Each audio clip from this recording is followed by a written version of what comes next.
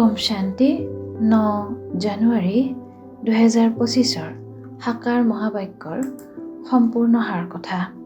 মৰমৰ সন্তানসকল, তোমালোকে বিকৰ্মৰ শাস্তিৰ পৰা মুক্ত হ'বলৈ পুৰুষাৰ্থ কৰিব লাগে।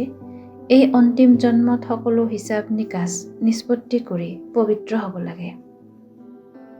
প্ৰশ্ন: প্ৰতাৰক মায়াই কোনটো প্ৰতিজ্ঞা ভংগ কৰাৰ বাবে চেষ্টা কৰে? উত্তৰ: তোমালোকে প্ৰতিজ্ঞা কৰিছা কোনো দেহধাৰীৰ প্ৰতি অন্তৰৰ আকৰ্ষণ নাৰাখো। আত্মাই কয়, মই একমাত্ৰ পিতাকেই স্মৰণ কৰিম, নিজৰ দেহকো স্মৰণ নকৰোঁ।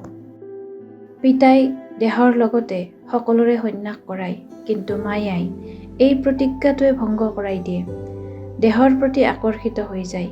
যিয়ে প্ৰতিজ্ঞা ভংগ কৰে তেওঁ শাস্তিও বহুত খাবলগীয়া হয়। ধাৰণাৰ বাবে মুখ্য সাৰ: 1. কৰ্মাতীত হ'বৰ কাৰণে পিতাক সূক্ষ্ম বুদ্ধিৰে জানি যথাৰ্থ ৰূপত স্মৰণ কৰিব লাগে। পঢ়াৰ লগতে যোগৰ প্ৰতি পূৰা মনোযোগ দিব লাগে। 2. নিজক মায়াৰ প্ৰতাৰণাৰ পৰা ৰক্ষা কৰিব লাগে। কাৰো দেহৰ প্ৰতি আসক্তি ৰাখিব নালাগে। সঁচা প্ৰীতি একমাত্ৰ পিতাৰ প্ৰতি ৰাখিব লাগে। দেহ অভিমানত আহিব নালাগে। বৰদান: ব্ৰহ্ম মুহূৰ্তৰ সময়ত বৰদান লওঁতা আৰু দান দিওঁতা পিতাৰ সমান বৰদানী মহাদানী হোৱা।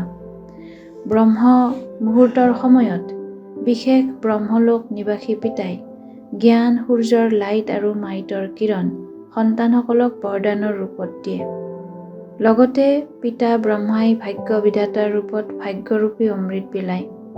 কেৱল বুদ্ধিৰূপী কলহ অমৃত ধাৰণ কৰাৰ যোগ্য হওক।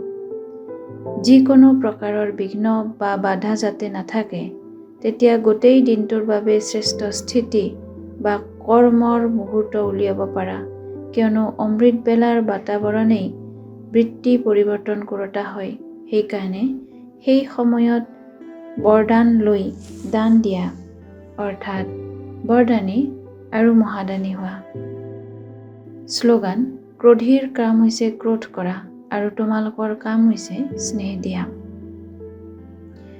শক্তিশালী মনেৰে শক্তিৰ প্ৰকম্পন দিয়াৰ সেৱা কৰিবলৈ আজিৰ অব্যক্ত সংকেত।